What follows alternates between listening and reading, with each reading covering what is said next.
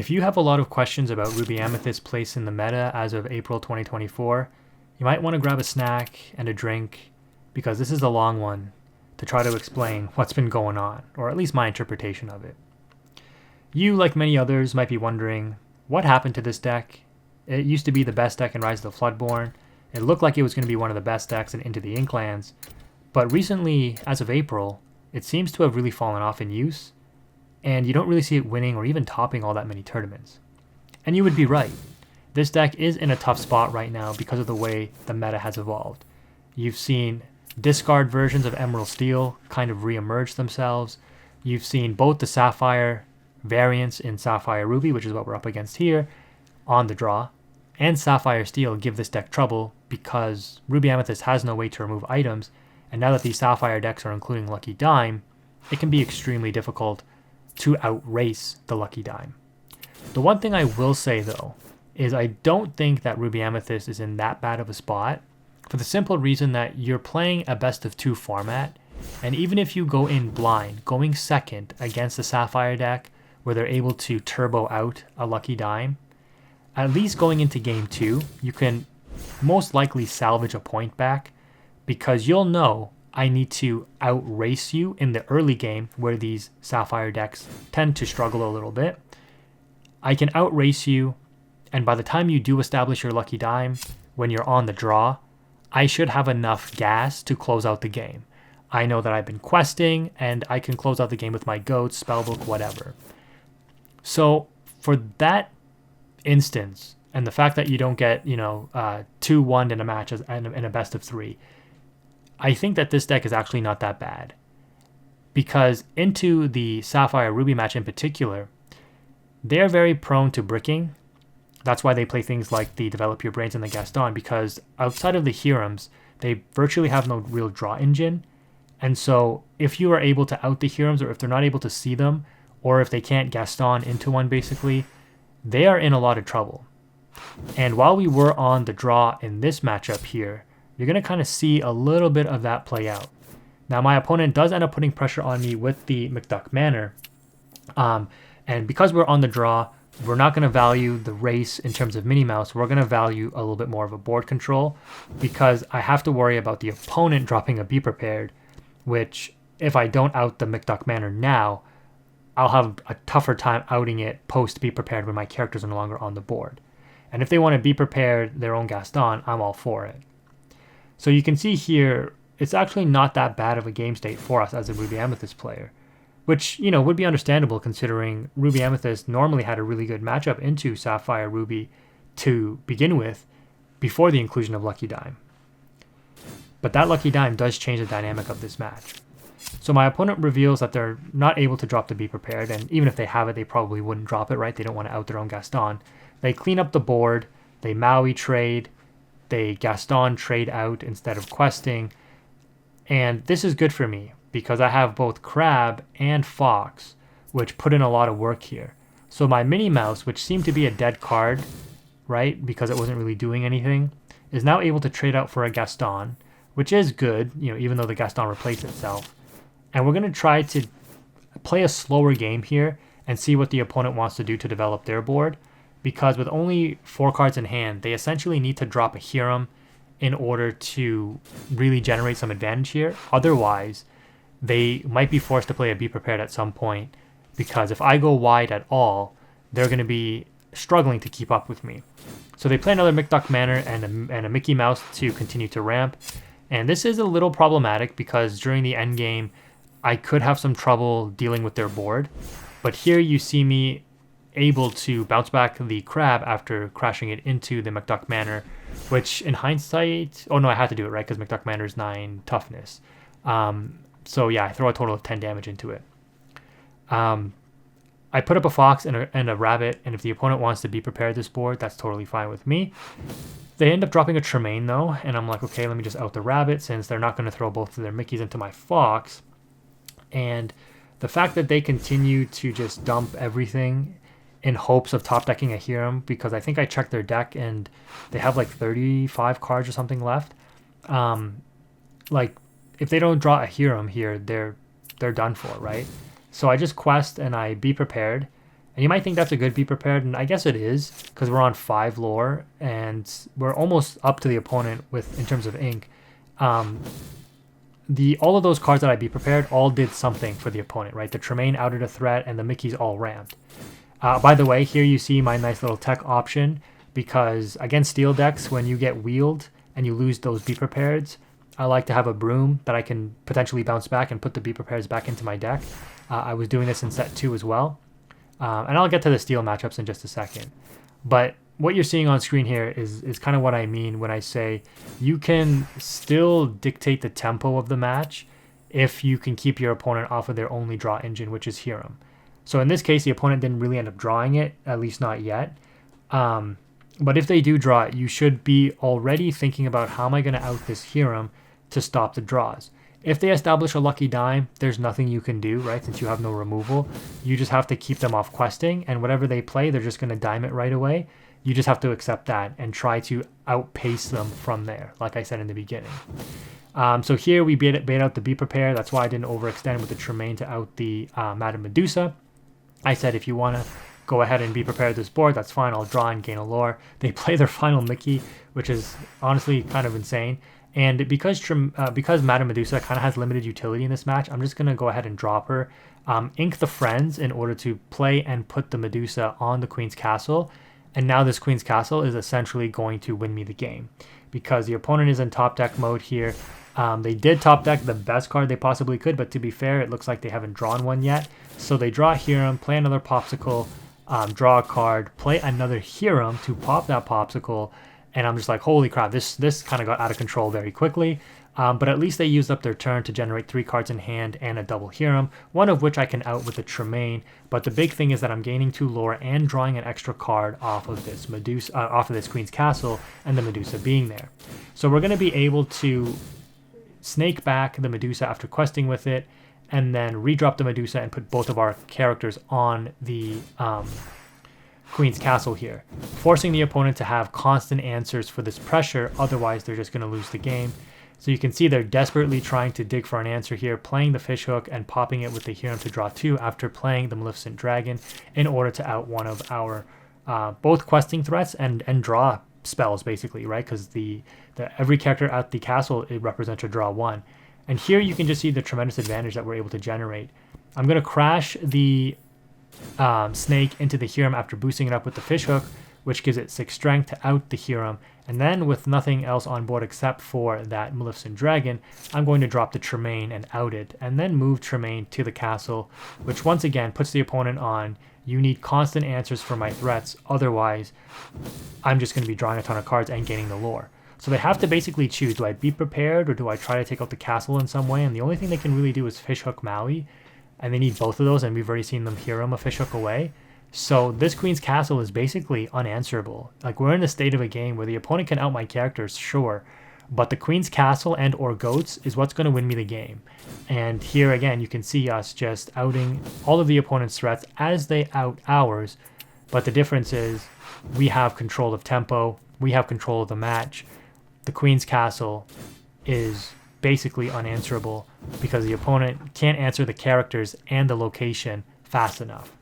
Even if they had a lucky dime, the Queen's Castle would be keeping up with them in this instance.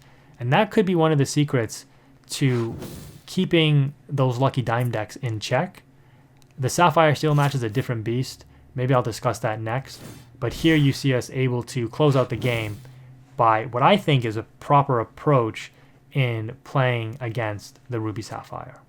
So unfortunately, after that Ruby Sapphire match, we played 3 more, and we went first in all of them. So I'm going to show you 2 out of those 3 matches, because the one mirror match that I played, like, it wasn't the most competitive. Like, when you go first with Ruby Amethyst in the mirror, you should pretty much always be winning. You really want to try to practice going second with that deck in the mirror match to see where you can kind of claw advantages back, and the Pinocchio really helps you do that. But in this matchup here, we know historically Emerald Steel has been a terrible matchup for Ruby Amethyst, but they do need to curve out correctly in order to properly punish you. With Into the Inklands, you've seen the Emerald Steel deck reemerge, focusing on the Prince John and not the Bucky, and just focusing on the discard like characters like Flynn Rider and Cursed Merfolk, and some of the discard spells like you may or may not play Hypnotize and Sudden Chills that you can sing twice with Ursula for a discard 2, and with the Prince John in play, it represents a draw 2 as well. Like if you get that combo off against Ruby Amethyst, you are likely winning the game. However, in this matchup here, my opponent is on the Bucky Floodborn version, and I opted to include this to show you that this version of the Emerald Steel deck has kind of fallen out of favor for this reason. You would think like Emerald having these aggro options that the opponent is obviously throwing out on field here, as well as the discard options, would be giving Ruby Amethyst a tough time. But there's a big difference with Into the Inklands in this matchup now, which doesn't necessarily make it as dominant for Emerald Steel as it used to in the previous format. And that is the inclusion of the Queen's Castle. The Queen's Castle is very hard for Emerald Steel to out if they're not playing the Rise of the Titans, and even if they are, they have to see it at the right time in order to not ink it and actually get use out of it in outing your location. But their characters aren't usually going to be strong enough if you've been controlling the board enough so that they can't out the location right away.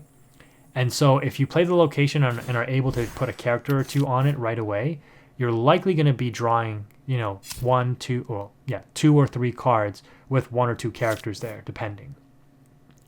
And that's really how you can slow the discard deck down, because they don't really seem to play Bucky and Prince John, but honestly, the Prince John is probably all they need in order to stay strong.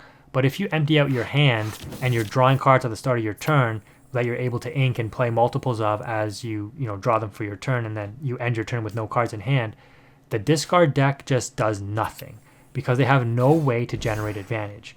And you, being the better deck on the top end with the Ruby and Amethyst cards, will be able to outgrind, go wide enough that they can't deal with your board. So here you can see my opponent opting to value the Lucifer play over the Sudden Chill because they don't have the Ursula to sing it, I guess. And clearly they're on the Floodborn version, right, of this deck, which is commendable. This version is not necessarily bad, but you can see why it's still a bit of a struggle. If they don't see that Bucky, like the deck just doesn't do, I don't want to say anything, but it just doesn't do enough. So in this instance, you see me, after dropping the Maui, put down a Fishhook, and I do make some slight misplays here. Like I probably should have opted to play the Queen's Castle out a little bit earlier, and this was very risky because I don't know what the opponent is on. If they have another Lucifer or a Bippity Boppity Boo, I just lose both of my locations and then I just lose the game, pretty much. So by no means is it an auto win for you if you do have the Queen's Castle, but you really need to look at playing it at the right time where it doesn't get outed right away in order to outdraw the discard and keep your opponent on, no resources, hopefully. Because if they are playing the Prince John, you always kind of want to end your turn with no cards in hand so that they don't generate any advantage off the Prince John. So anyways, in this particular scenario, you're going to see us drop the Queen's Castle now, and I think I can move both characters to it, but I'm going to, instead of trying to give the Cusco strength and throw it into the Lucifer, I'm going to give Maui the evasive and throw it into Lucifer, so I still have both of my characters and they can't challenge the Maui with the Jafar. If the opponent has a Grab Your Swords, that would be very good for them, but if they don't, then they can't really out the Queen's Castle, and they can't really out my Maui either, which means I am going to draw 3 cards at the start of my next turn. So here you can see they drop the Bucky finally, and then the Shift Floodborn on Flynn Rider. And I thought for a second here, and I'm like, well, they can't out my Queen's Castle here, so I'm going to discard the Queen Castle in hand, draw 3, and hopefully play down this rabbit. If they quest with anything, I can out it with the Maui. And unfortunately, the last card in their hand was a Fire of the Cannons, which does take care of my Cusco. Draws me a card, so the opponent went negative there. But they have to deal with the Cusco because they don't want me drawing too many cards, I guess.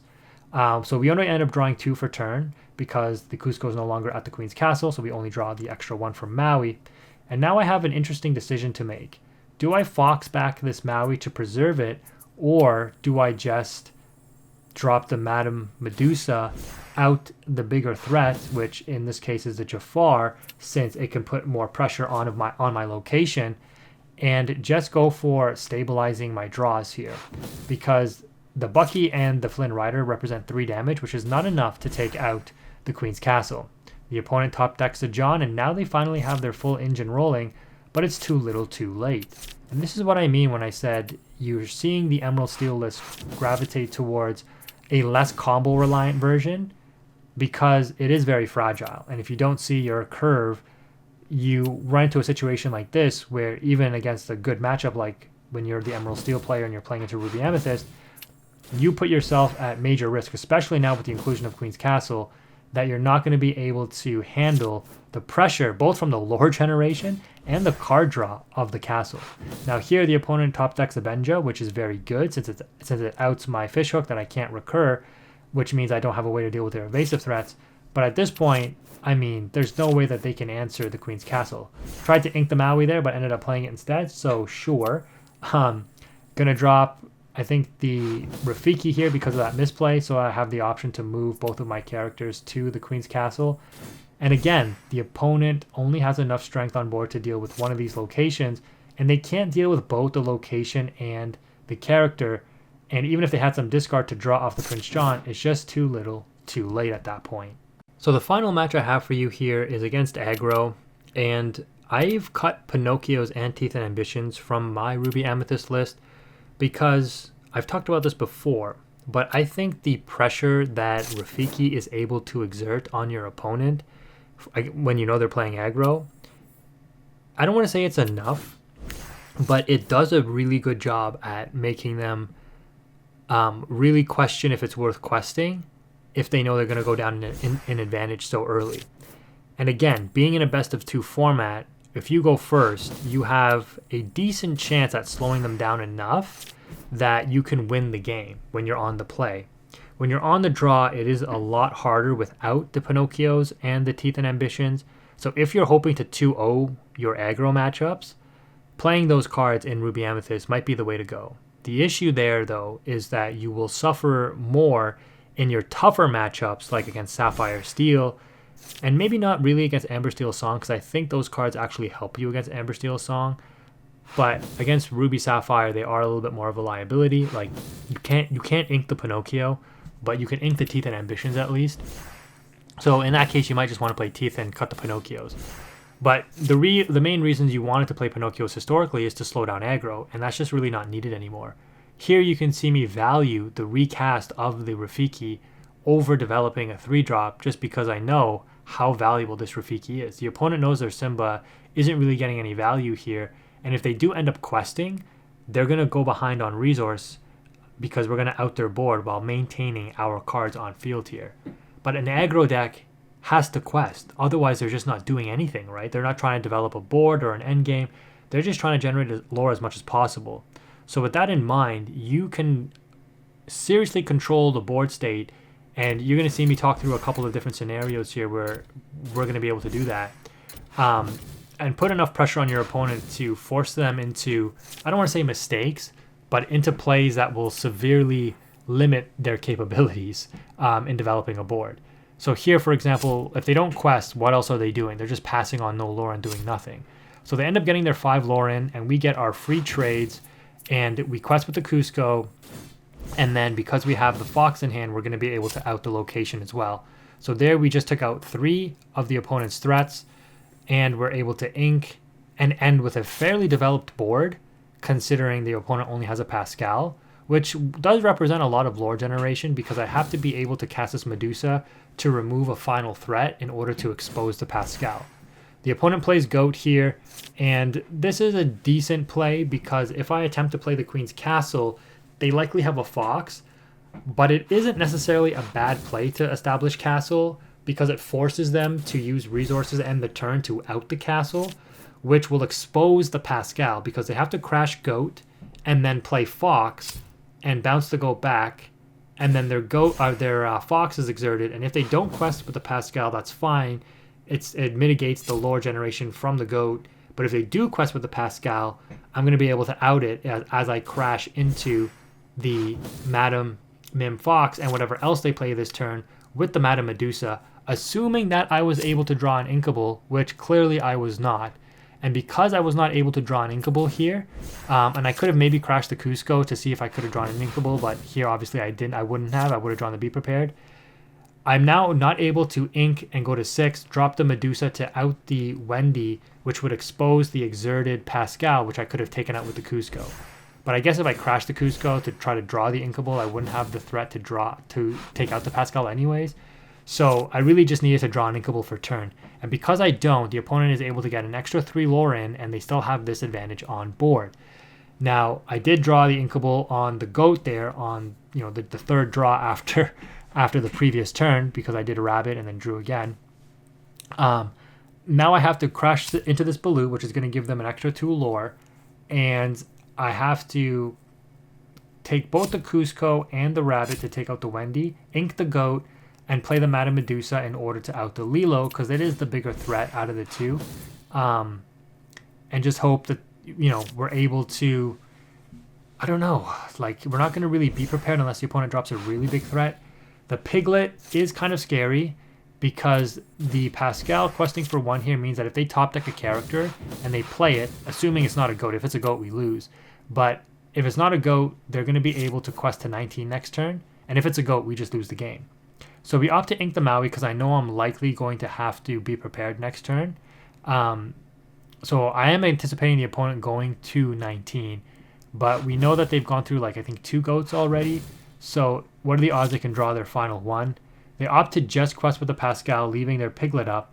And I'm like, okay, this is actually good for me. Let me just go ahead and be prepared and draw my cards, because whatever they top deck and play next turn, I just Tremaine it, right? So I ink the Fish Hook because I know that's probably not very valuable now.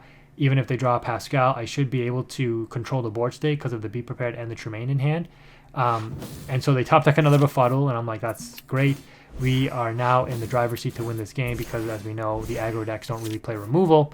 Well, aside from Befuddle, which is limited removal.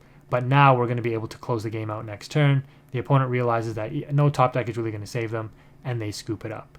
If you've enjoyed this video, please let me know if you want to see the deck profile. Make sure you leave a comment requesting it, and if I get enough responses, I will do it. Again, drop the likes because it really helps me see that you guys want to see this content. And if you enjoyed this commentary, let me know as well. Thank you again for watching. Quantum is out.